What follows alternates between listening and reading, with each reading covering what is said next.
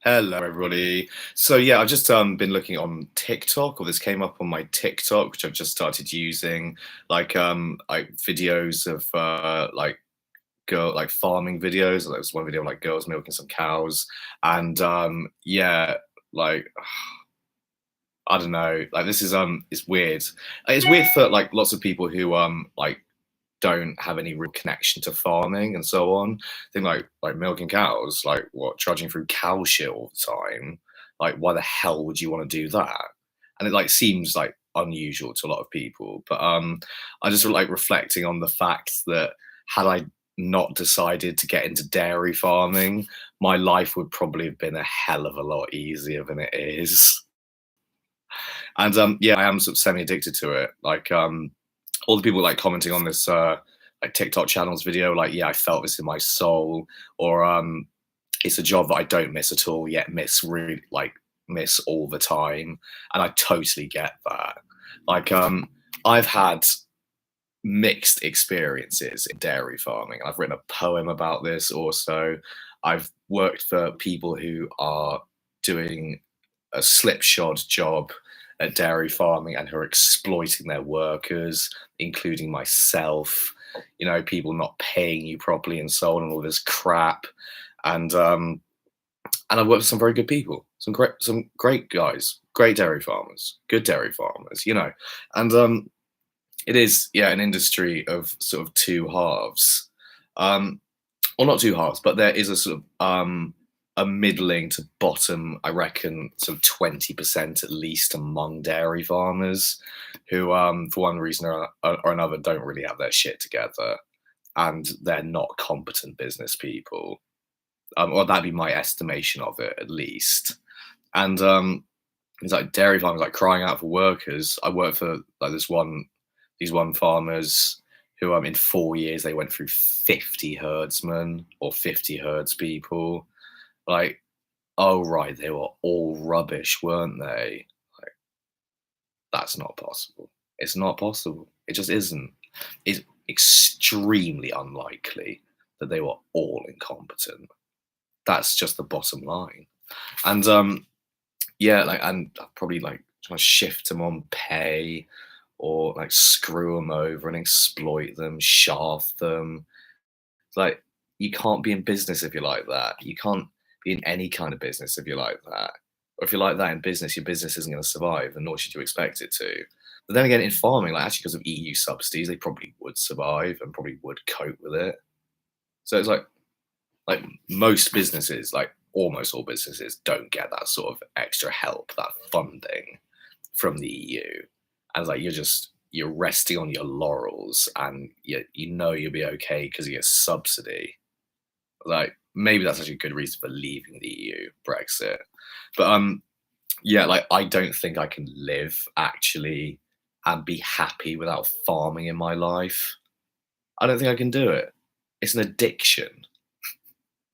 And yeah, like I love all of it. Like, I love the early mornings. I love working with cows. Cows are lovely creatures. They're great, except when they're not. And I've only been kicked by a cow once in the thigh, and it did fucking hurt. But I mean, it wasn't too bad, obviously. And yeah, like, so I need to sort of like figure out, because I've got a hell of a lot of things I want to do in life: writing, stand-up comedy, um, various other ventures. Well, yeah, mostly writing and stand-up comedy. And like want to do things like get a physics degree and try and like solve quantum gravity on an official level by submitting scientific papers to journals and so on, detailing my ideas. But yeah, farming is a love of mine, and I think I need it in life. But farming takes up so much fucking time. I don't think I could do it full time. I don't. I think I had to like relief milk or something on the side. I think that's probably like a reasonable compromise there. Like, do a bit of relief milking every week, 2 days a week, whatever. Bit of extra cash. So like nicely support stand up, writing, etc. And I'm finishing off my BTech at Plumpton, and you know,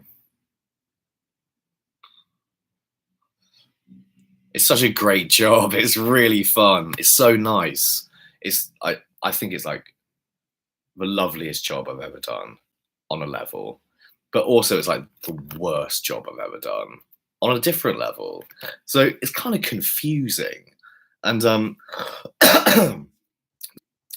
then again, like it thrills me incredibly, but I also hate doing it, and it's very, very hard.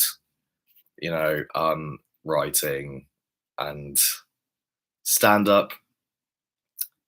Like when it goes badly, it's awful. It's horrible when you bomb, but when you hit it just right and you got everyone laughing along with you and you're doing really well on stage, you feel like a god. It's fantastic. Like, yeah, you do. Like, you feel like you feel like the man. It's fantastic. It's brilliant. It's the best feeling ever.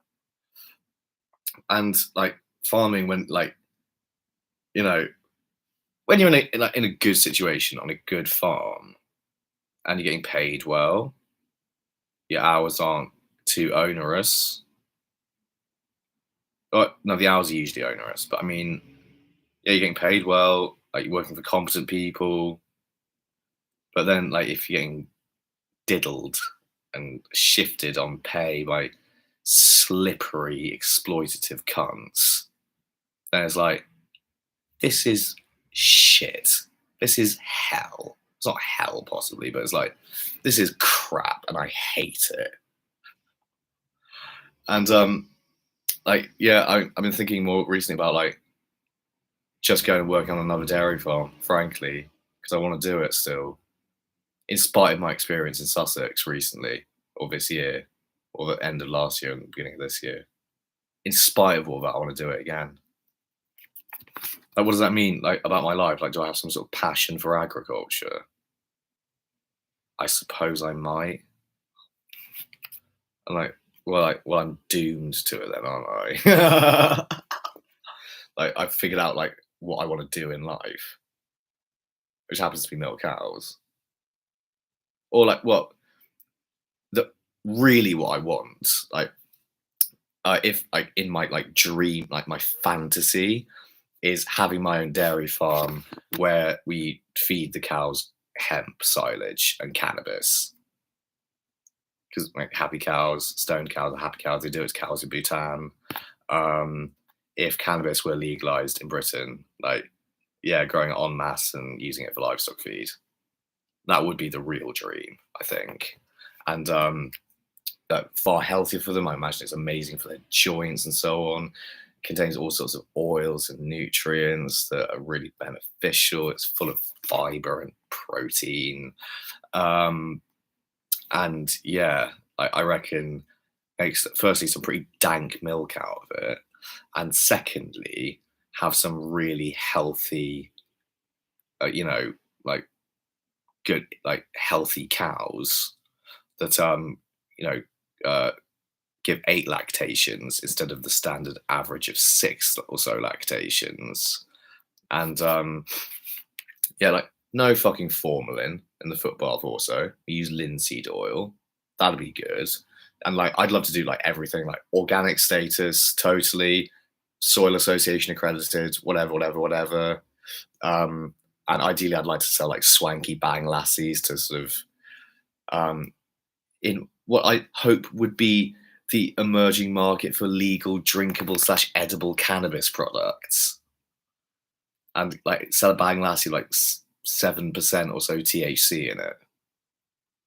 Get people nice and high on bang lassie in Britain, made with high quality organic milk, and yeah, so it's like bougie, swanky places in the cannabis market in big cities, do it that way. And organic.